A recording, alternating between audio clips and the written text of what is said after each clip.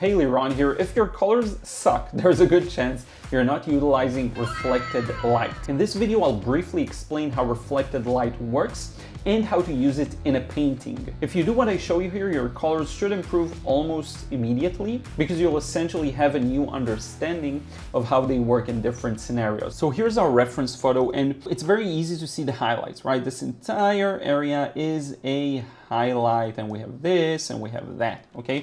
But here are some things that if you're a beginner, you will most definitely miss.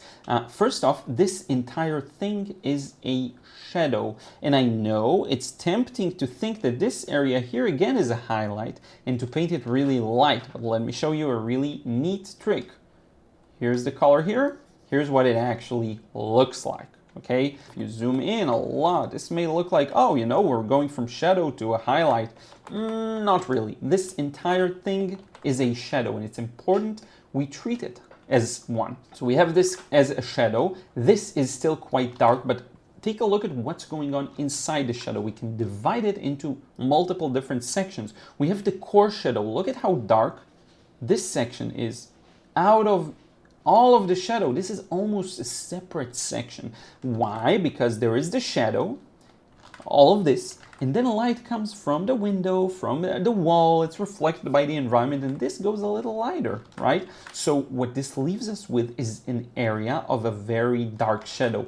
If you're seeing it, you'll be able to paint it. But wait, there's more. So if you look down here, you'll notice that not only does the white from the wall and the environment reflect, also the couch, the sofa is red, this is completely reflected, and it's lighter. It's lighter color, and it's also warmer. The middle is just a gray, you know, this is pretty much a warm, but it's a gray. Now that you're armed with understanding what you're looking at, let's paint it. So let's get started. Here is the drawing stage finished. I will link down below to a high quality picture of this. So what I'm gonna do first is just have this nice little neutral mixture. And the work order is gonna be fairly spontaneous. So I'm actually gonna start with the center here. And as you can see, I'm just going to show you how I go for it. This here has a pretty dark area, okay? So I'm just placing that in. See, dark area. Now, as we move to the left, we have a bit of a lighter and slightly warmer area. So let's get that in. See here, like that. Slightly warmer and goes all the way behind the face, okay? And as we go higher, we have slightly cool, but still pretty dark and strong. So let's try and get that in like so. You see? Now it does light up as it gets near the right side. So I'm going to come back with some pure water.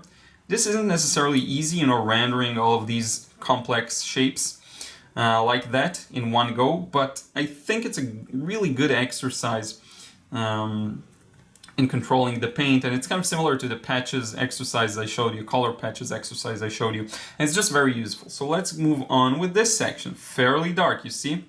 And I can actually work around the painting and just continue. You see this area is pretty dark, here's pretty dark, here's pretty dark.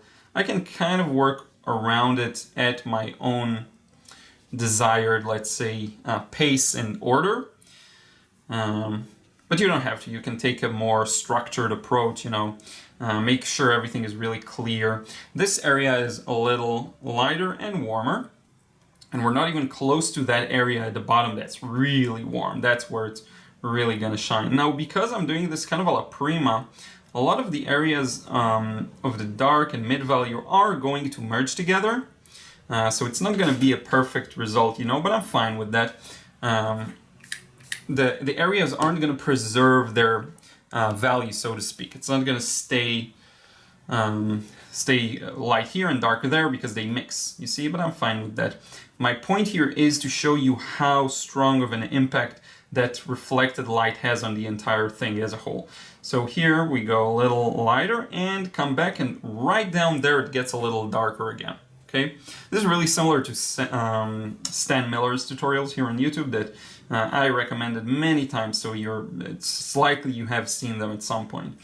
So here we go like this and like that, This is dark, this is dark. Now notice what happens around here. This is where things get really interesting. It just the temperature shoots to the orange of the couch. So I'm gonna just take this Pyrrole Scarlet. That's like the warmest color I probably have here, and it gets lighter. So we need lighter and warmer. And I'm just gonna go for it.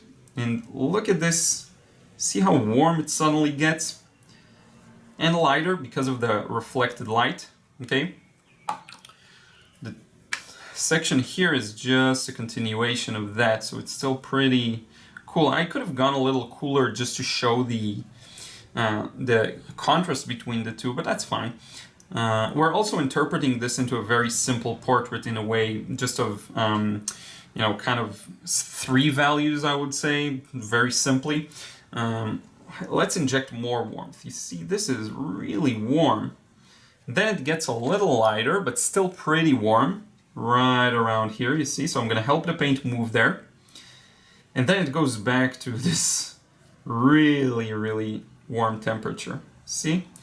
Like that. All the way to the bottom. Like this. So you see this beautiful transition in temperatures provides us with a very interesting impression. It's not that I did a perfect job, but you get the point, hopefully. You see how the temperatures are really different. Now let's blur some edges, like this edge is a little blended. This on the right. You can just spray some water here and there and you'll hopefully get it to blend. This already, of course, started to dry. It's not the end of the world, and I can just soften it up like that. You don't even have to. But you see how that reflected light from the couch or sofa really makes a difference. Then we have this kind of a muted brown cast shadow, if you will. Goes around here. Probably needs a little more yellow, like that. So it's fairly dark and warm, like so. Probably a little warmer still, like that. But the sofa itself, and we got a hair here, I'm just gonna let it dry. The sofa itself, especially around the bottom, is very, very warm. You see it's kind of a similar value to the shadow on the statue or face, whatever. See? Kind of like that. And these are both opaque paints, both the yellow and the red, which is why you get this very opaque feeling. They power each other, overpower each other whenever I put them in, but see, like that. Here we go. Just to give you a, you know, somewhat of a feeling of the temperature, and then it gets a little cooler here at the back. Not fully. See, like that. And if you want to be more graceful, we can actually merge it with the wall. There's no separation between the two. So kind of like this, miss the chin, whoopsie doopsie. Let's go like that and recreate the shape. That happens. That's fine. The wall itself is almost, you know, cool in comparison. So I'm just gonna put this kind of thing here. And you see how it's a very alla prima piece. Not much to it really. And I even got a little lucky with the background. Let me show you how. The right side of the brush had a little more warmth to it, so it looks like the statue itself is kind of dripping warmth towards the left, which is a really nice little effect. Here I'm going to keep things a little more interpretive.